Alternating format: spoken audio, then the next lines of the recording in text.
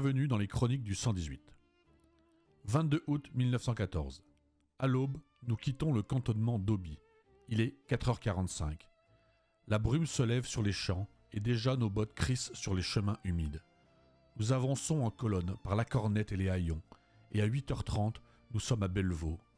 Le 19e forme l'avant-garde tandis que nous, le 118, suivons la tête du gros de la colonne.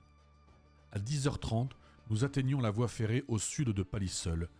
Coupés par des éléments de la 21e division, nous suspendons notre marche quelques minutes. À midi, nous entrons dans Palissol et marchons sur Messin. La chaleur est accablante, la nourriture rare, mais l'esprit des hommes reste solide. Bientôt, nous entendons les premiers coups de fusil. Des chevaux et des cavaliers blessés fuient vers nous. C'est le baptême du feu. À 12h15, le colonel François détache le premier bataillon du chef de bataillon Doucet vers le massif boisé de Frambois. Peu après, le 3e bataillon, commandé par le chef de bataillon Anquel, est envoyé vers la côte 405 pour surveiller Anlois et Villance. Le 2e bataillon se porte en soutien du 19e d'infanterie, arrêté à la sortie nord de Messin par un feu violent. Le combat éclate.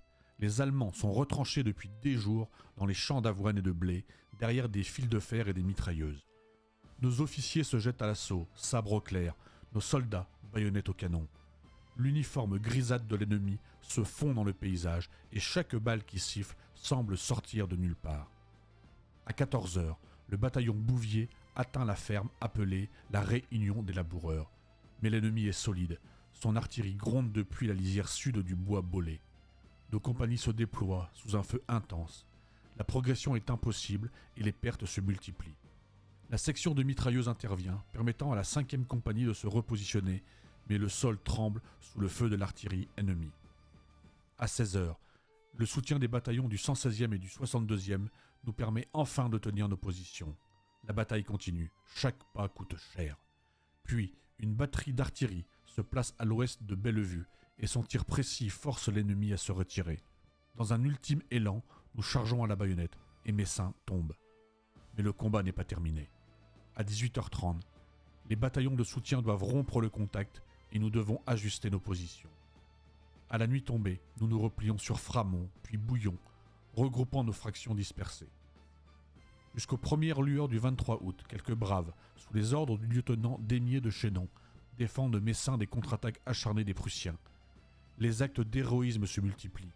Le sous-lieutenant Cariou, le sergent Ronel, l'adjudant Olivier, chacun se bat jusqu'au bout. Certains tirent depuis les fenêtres, d'autres tiennent les rues avec un courage inouï, mais le bilan est lourd.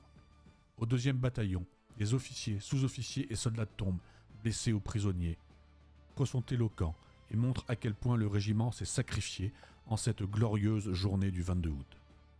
Mais malgré tout, nous avons tenu, nous avons résisté et avons donné à Messin son nom dans l'histoire. Cette journée du 22 août restera gravée dans ma mémoire. Le courage, la peur, la poussière, le feu et l'esprit indomptable d'un régiment qui ne cède jamais. Suivez les chroniques du 118, épisode après épisode.